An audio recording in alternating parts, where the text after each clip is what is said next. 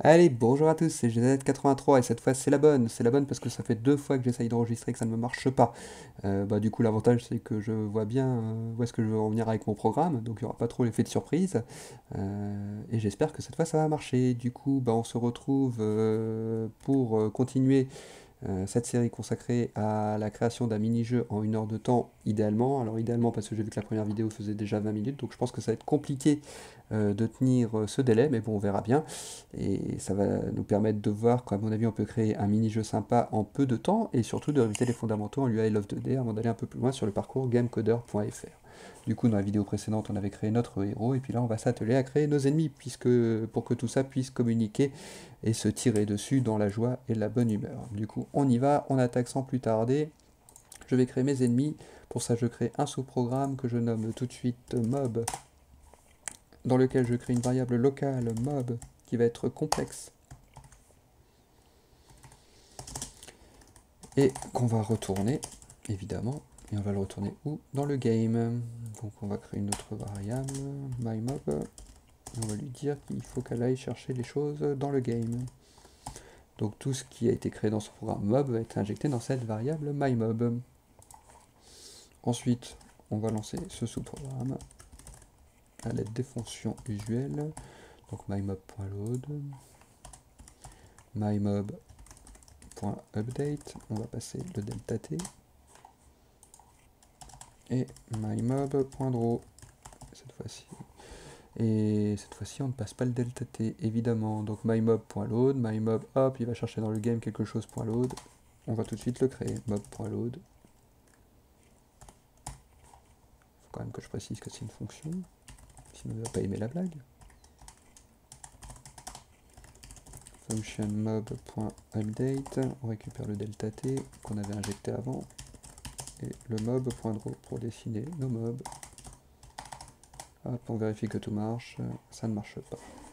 Après, le dé me dit gna gna gna gna. Oui, je suis con, c'est pas game, c'est mob. Sinon, c'est sûr que je fais une boucle, ainsi que game doit lancer game, ça va pas marcher, d'où l'avantage de vérifier si ça marche. Et ça marche, ça me load le game, ça me load le héros, et bientôt ça va me loader les mobs. On y va, on y va. Alors, pour créer des mobs, qu'est-ce qu'il nous faut? Il faut déjà savoir combien on veut de mobs à l'écran. Donc, je vais créer une variable locale que je vais appeler nmob, qui est tout simplement le nombre de mobs à l'écran. Du coup, j'ai réfléchi et je veux qu'il y en ait au maximum entre 2 et 5 à l'écran en même temps. Du coup, on va créer ça aléatoirement à l'aide d'une fonction love qui s'appelle mat.random, et je veux qu'il y ait au maximum entre 2 et 5 ennemis à l'écran. Donc nmob va prendre un chiffre compris entre 2 et 5. Et après, je vais me servir de ce chiffre dans une boucle, une variable locale n, qui va me servir juste à faire la boucle. For n égale 1 to nmob. Donc au minimum, il y aura un n ennemi, au maximum, il y en aura nmob. D'où mymob.load end. Donc si nmob par exemple est égal à 3, n ira entre 1 et 3, il va me lancer mymob.load 3 fois. Mob.load qui va me servir à créer des mobs. Et du coup, chaque mob va être une liste. Ça va être beaucoup plus simple. Et on va se servir du n qui nous sert à faire la boucle. Je vous explique ça tout de suite. Du coup, n est égal à 1. On lui demande d'aller faire mymob.load de n. N est égal à 1. Le n, je le récupère ici. Et je l'injecte là. Donc mob de 1, première case de la liste, et ça va être une autre liste. Après, n va être égal à 2. On l'injecte ici. Donc mymob.load, il le lance, elle est égale à 2, il me l'injecte là, et donc mob de 2, ça va être une nouvelle liste, une nouvelle variable complexe, etc. etc. Et cela pour le nombre total de mobs qui peut aller jusqu'à 5. Et du coup, pour chaque mob, après, on va pas être très original, on va faire la même chose que pour le héros. Donc, sauf qu'évidemment, on va remplacer tous les héros par des mobs n. Ça enregistre cette fois-ci, hein? Oui, ça enregistre. L'appréhension totale. J'avoue que là, si ça n'avait pas enregistré, je pense que j'aurais retenté ma chance demain. Bref, ne nous dispersons pas. Donc mob de n.image. Le mob c'est quoi? C'est ennemi1.png. L'origine x du mob. Alors le problème c'est que si je fais ça, ils vont tous être affichés sur la même verticales, ce qui va pas être très esthétique. Donc on va les décaler, hein. Donc je vais tout simplement faire 100. Puis là, comme j'ai le N, bah, je vais m'en servir, hein. Je vais le récupérer. Donc le premier mob, il va être à 100 plus une fois 100, 100 à 200 de X. Le deuxième à 300, etc. Ils vont tous être décalés de 100 sur l'axe des abscisses. Et sur l'axe vertical, je vais pas faire comme ça, sinon ils vont pas rentrer puisque l'écran ne fait que 600 de haut. Donc je vais regarder et je vais faire... Donc je vais garder la moitié de la hauteur de l'écran. Et je vais retirer n-1 fois 50. Comme ça, le premier mob, vu que n va être égal à 1, 1-1, 0 fois 50, 0, il va être pile à la moitié de l'écran en hauteur. Et le dernier, 5-1, ça fait 4 fois 50, ça fait 200, plus les 300 de la moitié de l'écran, ça fait 500, sur une résolution totale verticale de 600, tout rentre, il n'y a pas de souci. L'échelle du mob, vu que l'image est beaucoup plus grande, on la laisse à 1, il n'y a pas besoin de l'agrandir. On va toujours récupérer le centre de l'image du mob. Voilà. L'angle, il n'y a pas besoin, il est déjà dans le bon sens, c'est 0, il n'a pas de réacteur. Par contre, il a des PV.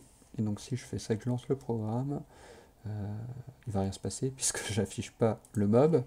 Du coup, comment l'afficher? Je vous montre une autre façon de faire que moi j'aime bien faire et que j'utilise de plus en plus. Donc je crée une autre entité dans cette variable complexe que j'appelle mob de n.draw et je dis que c'est une fonction. On a le droit de faire ça. Et du coup, la fonction, ça va être quoi? Ça va être de dessiner. Donc on va dessiner la même chose que pour le héros, hein. Pas trop de spécificité. C'est l'avantage d'avoir mis aucune variable en dur là-dedans et d'avoir fait comme ça. Du coup, là, c'est plus des héros, c'est des mobs n. Mais sinon, c'est la même logique. L'origine x du mob, l'origine y, son angle, il est de 0, son échelle est de 1. On modifie son origine pour le centrer. Et voilà. Et du coup, maintenant, pour l'afficher, je vais tout simplement lui dire d'aller là. Donc ça va pas être ma mob.draw, on va reprendre la même logique, on va faire la boucle. On recrée une variable locale n qui nous sert à faire la boucle pour pas tout mélanger. For n égale 1 to nMobDo myMob.draw, on lui passe le n. Et myMob.draw, ça va être quoi? Ça va être tout simplement mob de n.draw. Le n, je le récupère ici, je le réinjecte là. Donc mob de 1.draw, c'est la fonction qui est là. Il va me faire ça normalement. Normalement, si tout va bien, allons-y, on teste. Ah, qu'est-ce qui se passe? Égal, expecting new end, mob.lua28. Fonction mob.draw de end. Oui, en fait, comme c'est une fonction, il faut pas que j'oublie de mettre les parenthèses, même si je lui passe pas de paramètres, sinon il ne comprend pas. Vu que mob de n.draw est bien devenu une fonction. Je reteste. Et là, ça marche. Donc voilà, on a créé là aléatoirement 5 mobs qui se déplacent comme ça. Je retente. Là, il m'en a créé 2. Parfait. Alors, ce qu'on va faire maintenant, c'est qu'on va déplacer le héros en bas. Comme ça sera fait. Du coup, l'origine Y du héros, c'est pas screen array divisé par 2, c'est la hauteur totale de l'écran. Et je vais retirer la hauteur totale de mon héros. Donc, héros.img de .getHeight. Et comme je crois que je l'avais, l'échelle était de 2, je vais mettre scale. Comme ça, si c'est 1, ça fait une fois. Si c'est 2, ça fait 2 fois. Hop. Oh, qu'est-ce qui se passe? Hero.scale. Ah oui, parce qu'il est plus bas. On l'a pas encore créé. Et oui. En fait, là, ce qui se passe, c'est que Hero.scale, il connaît pas parce que je l'ai pas encore créé dans mon programme, vu qu'il le lit de haut en bas. Donc en fait, il faut que je mette ça un peu plus haut. Donc, comme ça tient pas grand-chose des fois. Hein.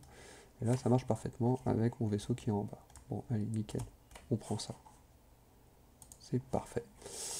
On continue avec nos mobs. Du coup, les mobs, on va afficher leur point de vie là, tant qu'on y est.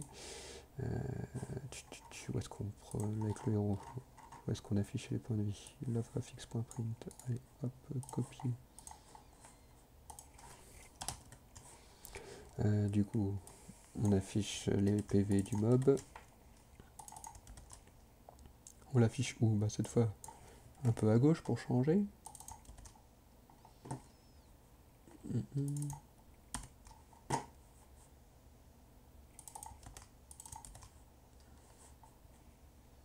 Donc, il s'affiche en bas. Moi, je voulais qu'il s'affiche en haut. Oui, c'est pas plus, forcément, si je veux remonter sur l'écran, c'est moins. Donc, ça ne va pas. Ils sont beaucoup trop bas. Alors, mob de n, l'origine y, et j'enlève mob de n soit scale. Oui, en fait, ce qui se passe, c'est qu'en fait, il commence à s'afficher ici, vu que l'origine est ici, j'enlève la moitié du vaisseau. Donc en fait, je vais tout simplement faire deux fois, hein. Vu que la scale est de 1, on va pas s'embêter. Donc voilà, là ils sont au-dessus.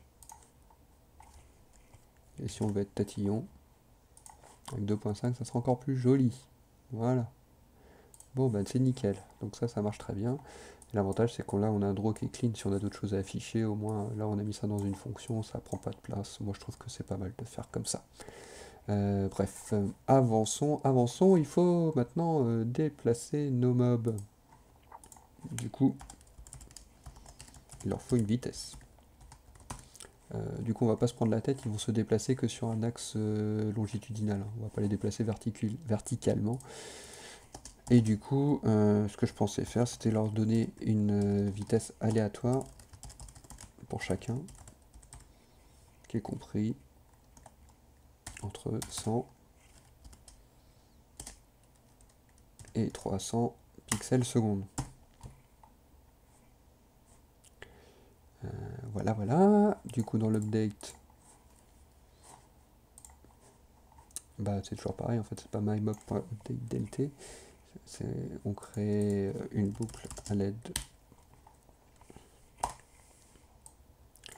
du end, comme ça pour chaque mob se déplace. Et donc là, on passe le n et on passe le delta t. C'est ça, un dt et le n. Donc là, je récupère également mon n. Du coup, c'est parti. Alors, if mob de n.ox. Donc s'il arrive trop à droite, supérieure. D'ailleurs, avant de faire les restrictions, je vais peut-être le déplacer. Bon bref, c'est pas grave. On va faire les restrictions déjà. Donc si il arrive trop à droite, donc mob de n.ox, donc c'est-à-dire la largeur totale de l'écran moins la moitié du vaisseau, puisque son origine maintenant est centrée. Je sais pas si c'est très clair ça, je vais juste vous le réexpliquer vite fait. Donc c'est mob de n.cx, zen, puis on mettra après ce qui se passe. En fait, ce qui se passe, c'est que initialement l'origine x de l'image elle est en haut à gauche. C'est comme ça, c'est la vie. Donc par exemple ce vaisseau là il apparaît à 100 plus 100, donc à 200 pixels ici.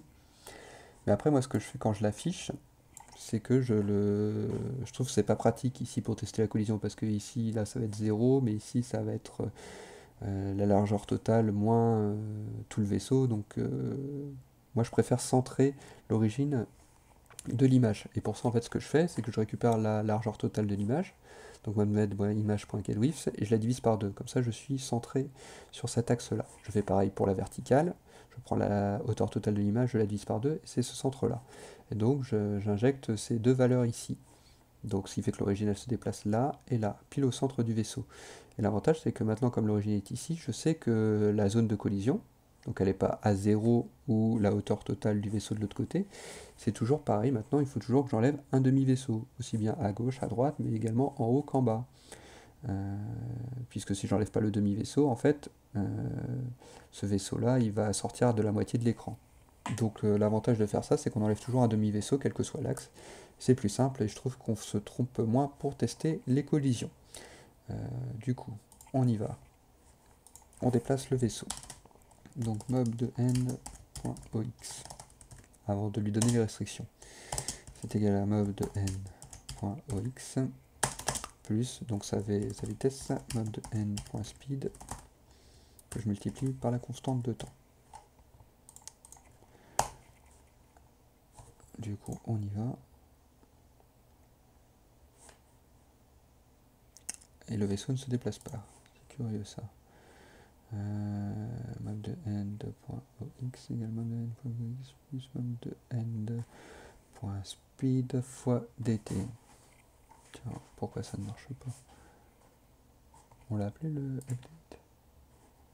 To end map to my mob. Oui, c'est pas point load, je suis con. C'est point update. Il n'y avait pas de raison que ça ne marche pas. Donc voilà. Donc là maintenant vous avez vu, hein, tous les vaisseaux ont leur vitesse qui est indépendante. Du coup, là je veux pas qu'ils se barrent. Donc ce que je vais faire, c'est que je vais leur dire déjà de revenir au bon endroit puisqu'ils ont dépassé le point de non-retour. Donc mob de n.x égale cette valeur là. Et puis on va leur demander de changer de direction. Bah, pour faire ça, c'est pas compliqué, on inverse tout simplement leur vitesse.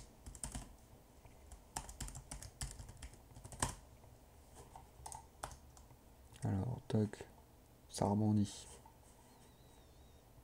Ça rebondit bien. Alors du coup, je vous réexplique juste cette histoire de centrage d'origine, parce que je pense que j'ai pas été très clair. Mais avant, il faut que je puisse mettre le jeu en pause, parce que sinon ça va être compliqué d'expliquer. Alors, pour mettre le jeu en pause, on va mettre que si qui égale p zen end. On va juste créer une variable locale pause qui est fausse. Donc si j'appuie sur P, si pause était fausse, then pause égale true, else pause égale false. Donc comme ça me fait un commutateur. Et l'avantage c'est que maintenant je dis que si pause est faux, bah, tu me lances le jeu, et si pause devient vrai, tu ne me le lances plus. Donc on y va. Qu'est-ce qui lui plaît pas? If, oui, il manque un end. Donc pause, je dégèle, pause, je dégèle. Donc pour revenir à cette histoire d'origine, pause, pause. Du coup, l'origine elle est plus là, elle est là. Du coup, on est d'accord qu'il ne faut pas que le vaisseau dépasse de la largeur de l'écran, la moitié du vaisseau. Sinon j'ai la moitié du vaisseau qui va se barrer. Donc c'est pour ça que j'ai mis la moitié du vaisseau, mob de n.cx. Maintenant je fais pareil, la même logique de l'autre côté. Je dégèle. Alors évidemment j'ai pris le vaisseau qui va le moins vite, donc ici. Si ce point-là touche, mais comme l'origine est ici, c'est bien encore une fois la moitié du vaisseau. Sinon j'aurais dû mettre 0 si l'origine je l'avais pas modifié. Donc je trouve que c'est plus simple de faire comme ça. Donc là les vaisseaux se barrent parce qu'on n'a pas mis la restriction de l'autre côté, mais ça va suivre la même logique. Donc if mob de n.ox cette fois-ci est inférieur à 0, donc la moitié du vaisseau, mob de n.ox, on le remet au bon endroit, donc 0, et on inverse la vitesse. Et voilà, alors, normalement c'est tout bon. Clac, ça rebondit. Clac, ça rebondit. Voilà, et comme ça de manière infinie, avec un vaisseau qui continue toujours de se déplacer. Bon bah je pense qu'on va s'arrêter là pour cette vidéo. Du coup à la prochaine on va faire tirer tout le monde. Ça va être rigolo. On va essayer de gérer aussi les points de vie. Et pour ce faire, on va faire quelque chose que j'ai jamais fait. On va essayer de créer un objet unique qu'on va partager entre le héros et les ennemis. Alors ça peut être un objet unique, hein, chacun va tirer sa roquette, mais on va se servir du même bout de programme et on va essayer de les attribuer à ces deux entités. Et après de faire en sorte que ça détecte les collisions l'un comme l'autre. Bon bah écoutez, je vous dis à la prochaine, et puis bah j'espère que cette série vous plaît, et puis bah comme ça on continue à coder ensemble la prochaine fois. Allez, bonne soirée à tous.